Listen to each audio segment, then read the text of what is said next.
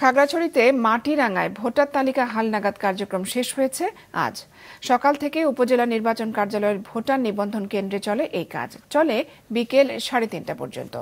এতে অংশ নেন উপজেলার 1টি পৌরসভা এবং 7 ইউনিয়নের ভোটাররা। এ নিয়ে এ পর্যন্ত জেলার 9টি উপজেলার মধ্যে 7টিতে শেষ হলো ভোটার তালিকা হালনাগাদ।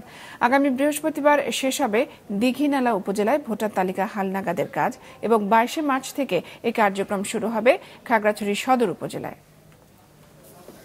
খাগড়াছড়ি পৌরসভা আমি 1 নম্বর ওয়ার্ডের আমার ছেলের বইয়ের ভোটার করতে আসছি, কোনো ঝামেলায় পড়ছি না, সুস্থভাবে ভোটার হইতেছি। আমরা এখানে খাগড়াছড়ি মাটিরাঙ্গা পৌরসভায় ভোটার হওয়ার জন্য আসছি।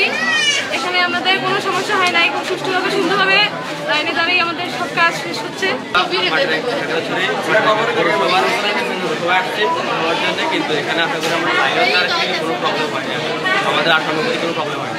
খাগড়াছড়ি মাটিরাঙ্গা পৌরসভায় আসছি ভোটার হালনাগাদ করার জন্য। আমরা কোনো ঝামেলা ছাড়াই কাজটা সম্পূর্ণ করতে পারছি। সারা দেশের নিয়ে মাটিরাঙ্গা উপজেলায় ভোটার তালিকা হালনাগাদের কার্যক্রম চলছে। আজকের পৌরসভার ভোটারদের মহিলা ভোটারদের ছবি তোলা হচ্ছে। আগামীকাল মাটিরাঙ্গা উপজেলা ভোটার তালিকা হালনাগাদ কার্যক্রম শেষ হবে। আজকে পৌরসভায় 400 জন ভোটারের ছবি তোলা হবে।